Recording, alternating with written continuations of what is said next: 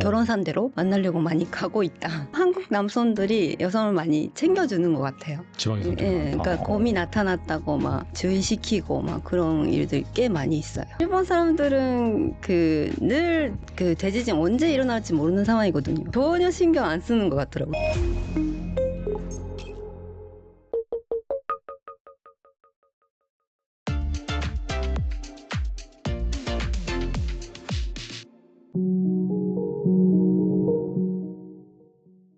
나리카와 아야님 모셨습니다. 안녕하세요. 안녕하세요. 네, 저희 채널에 처음 나오시는데 간단하게 소개 좀 부탁드릴게요. 네, 저는 나리카와 아야라고 합니다. 일본 아사히신문에서 9년 동안 문화부 기자로 활동하다가 2017년부터 한국에 살고 있고 그 전에 대학생 때 2년 동안 유학 생활을 한 게 있어서 지금 10년째 한국에 살고 있습니다. 최근에 지극기사적인 일본이라는 책을 냈습니다. 네, 잘 부탁드리겠습니다. 네, 대학생 때 또 2년이 되셔가지고 한국에 또 오랫동안 거주하고 계시고 또 서적도 하나 내셨는데 또 저희 채널에서 이렇게 구독하시는 구독자분들이 일본에 대해서 관심이 많습니다. 그래서 주요 이슈 하나하나 또 여쭤보도록 하겠습니다. 그 한 일본 결혼 정보 회사에 따르면은 한국 남성과 일본 여성의 결혼 건수가 지난해에 대비 한 40% 정도 증가를 했다. 이게 사상 최고치라고 하더라고요. 그 이유가 무엇일까요? 일단 저도 40%는 좀 충격적인 수치라 놀랐는데 제 주변에는 옛날부터 일본 여성과 남성, 한국 남성의 커플이 많았거든요. 그 반대보다. 네. 네네. 뭐 제가 여성이라서 여자 친구들이 많아서 그런 걸 수도 있는데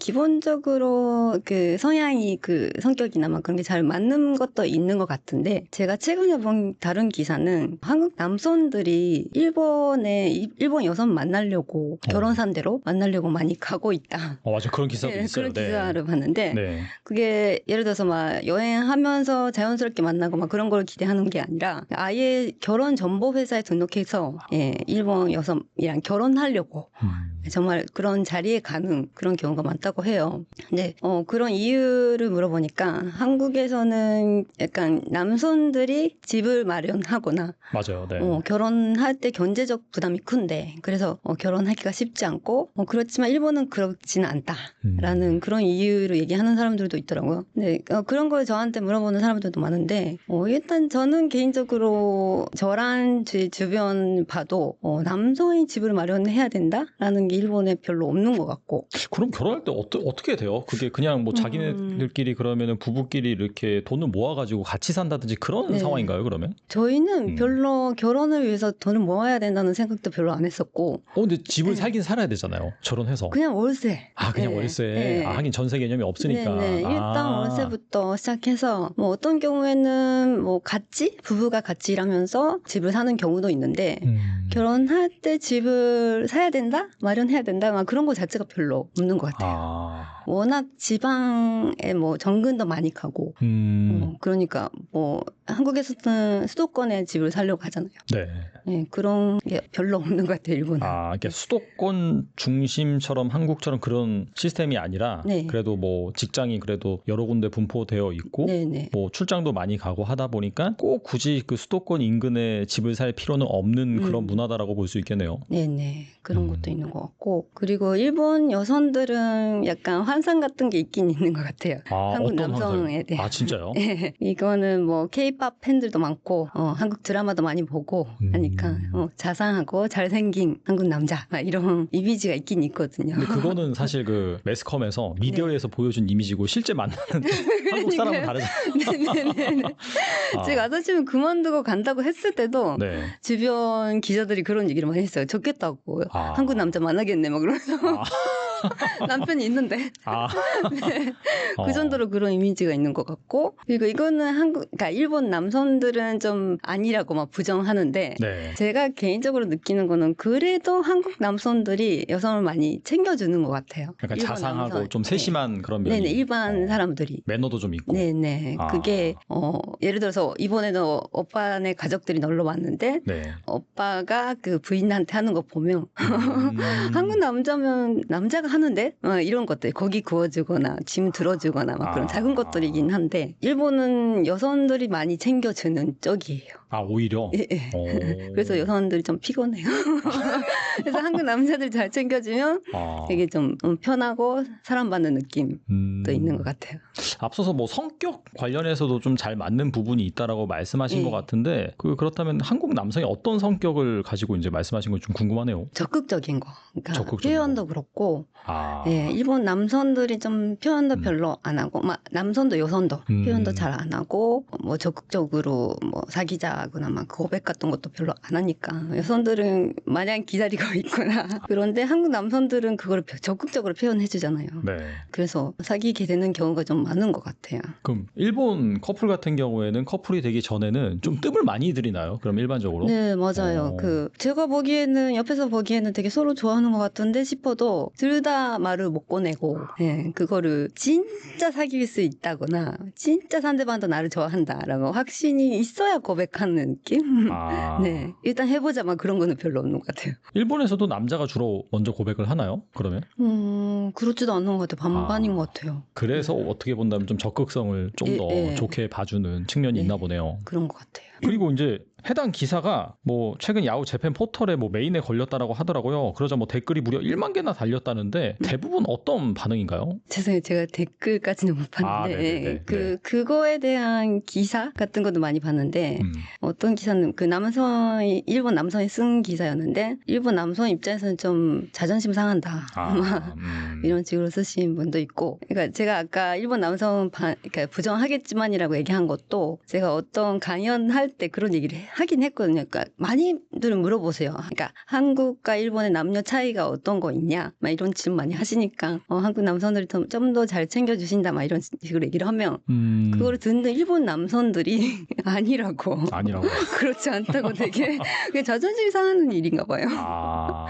뭐 그럴 수도 있죠, 사실. 네. 다른 얘기 좀 해보겠습니다. 일본에서 이 곰에 의해 사람이 다치거나 죽는 사고가 최근 빈번하게 발생한다라고 하더라고요. 바로 뭐 이웃 나라긴 한데 사실 우리나라에서는 그런 일이 아예 없거든요. 뭐 곰 때문에 한때 이 천연기념물이었던 뭐 반달 가슴곰, 뭐 지리산에서 뭐 포착되고 뭐 방생 프로젝트도 하고 하긴 했는데 아무튼간에 한국에서는 전혀 없는 일인데 이게 어떤 일인지 좀 말씀해 주시면 좋을 것 같아요. 이거는 뭐 최근에 좀 많이 있긴 한데 옛날부터 제가 아사시미 기자였던 당시에도 곰이 나왔다는 기사를 쓴 기억이 있거든요.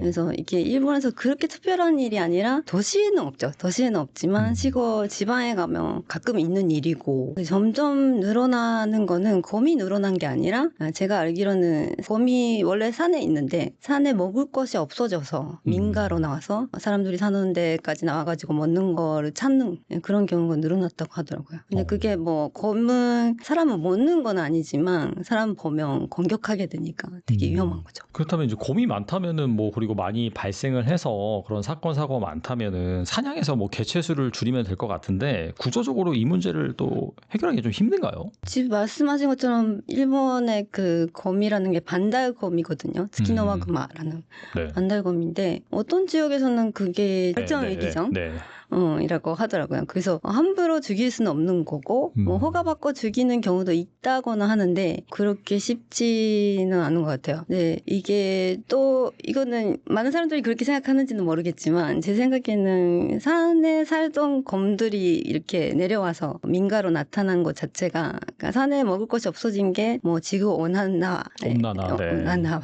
뭐 영향이기도 하고 또 뭐 개발을 해서 그렇게 된 것도 있고 어쨌든 인간 때문에 그렇게 된 거잖아요. 네, 원인 제공자도 인간인데 사람인데 그 이기적인 거 아닌가, 그렇게 곰을 죽이는 거 이기적인 거 아닌가라는 생각도 들고 일본에서도 그렇게 생각하는 게 산에 곰이 살 수 있게끔, 그러니까 곰이 먹을 만한 나무라던가 그 열매, 그러니까 과실 같은 거를 많이 먹거든요. 네, 그런 나무를 심거나 뭔가 그 산을 좀 개선하자라는 식으로 생각하는 것 같아요. 곰을 죽인다기보다는. 개체수를 막 직접적으로 줄인다라기보다도 자연을 보호하자는 그런 차원에서. 네네. 그럼 장기적인 프로젝트가 되겠네요. 네네. 아무튼 뭐 이렇게 일본 그런 시골이라든지 그런 데 가면은 곰 조심해라라는 문구가 많이 있다라고 하더라고요. 맞아요. 맞고 저 최근에도 어떤 한국 지인이 일본 지방에 갔는데 밤에 사람들이 라디오를 크게 틀고 다니는 걸 보고 일본 사람들이 되게 그런 거 민폐 끼치는 거 안 된다고 하고 맞아요. 네. 네.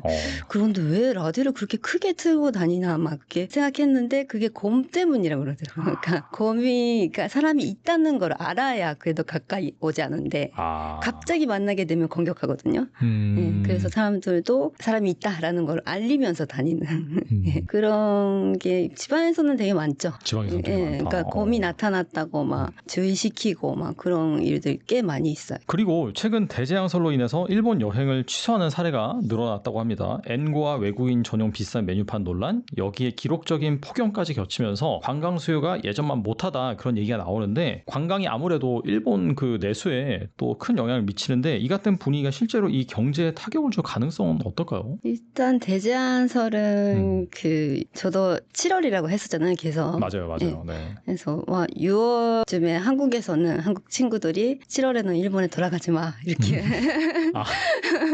얘기하고 일본 친구들한테 물어보면 해외에서는 그렇다더라.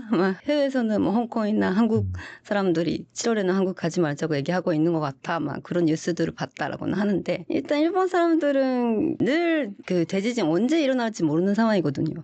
진짜 오늘 일어날 수도 있고 그렇죠. 네. 10년 후에 일어날 수도 있고 뭐 그런 거니까 신경을 쓸 수가 없어요. 일본 사람들은 신경 쓸 수 없는데 근데 저도 7월 초에 일이 있어서 후쿠오카 갔다 왔거든요.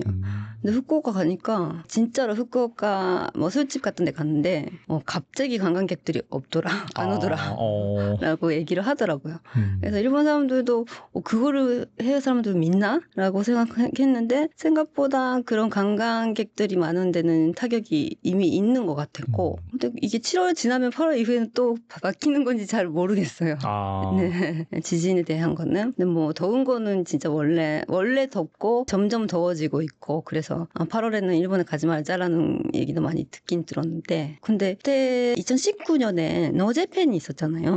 노노제팬. 네. 네, 그때도 사실은 일본 지방 여행도 많이 안 가게 됐잖아요. 한국 분들이. 네. 그 직전까지 일본 진짜 많이 갔었는데 맞아요. 갑자기 안 가고 막 그랬을 때 대도시는 아무렇지 않아요. 도쿄, 오사카는 그냥 돌아가잖아요. 네, 그리고 어떻게 보면 일본 사람들이 외국인이 많은 것 때문에 불편하다라고 생각하는 사람들도 있어서 그렇죠. 뭐 오버 투어리즘이라고 해서. 네. 그래서 오나 안 오구나 막 그렇게 생각하는 사람들도 많은데 그 대마도 같은 데는 거의 관광으로 먹고 사는 데라서 한국 사람들이 갑자기 안 오면 진짜 사활이 걸리는 문제거든요.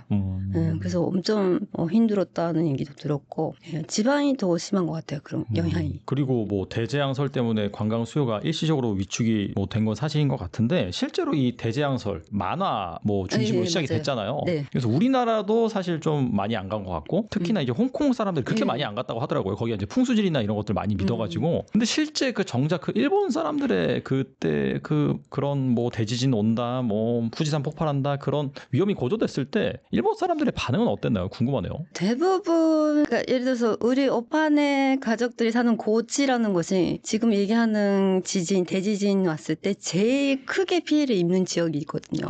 네. 네네. 그래서 제 한국 친구들은 일단 한국에 들어오라고 해. 7월 며칠이라고 있었잖아요. 그날은 일본에 있지 말고 한국에 와 있으라고 해. 막 이런 식으로까지 얘기를 했는데 저는 그 말도 못했어요. 그냥 우습게 볼까봐. 네, 전혀 신경 안 쓰는 것 같더라고요. 일본 사람들이 거의 신경 안 써요. 네, 거의 안 써요. 근데 일본에서 그런 대지진이라든지 그뿐만 아니라 하루에도 약간 작은 그런 지진 같은 경우에는 되게 많이 일어나고 뭐 쓰나미 공보도 중간에 이제 발생하는 경우도 있고 한데 그래도 그냥 그게 일상으로 그냥 사는 건가요, 그러면? 그렇죠. 솔직히 저는 어렸을 때 고지에서 자랐는데 그러면 매년 이렇게 훈련을 해요. 그러니까 지진 오면 어떻게 대피하는지 그런 훈련 매년 하면서 저희가 성인 될 때까지 큰 대지진이 고지에 올 확률이 엄청 높다라는 걸 초등학생 때 들었었거든요.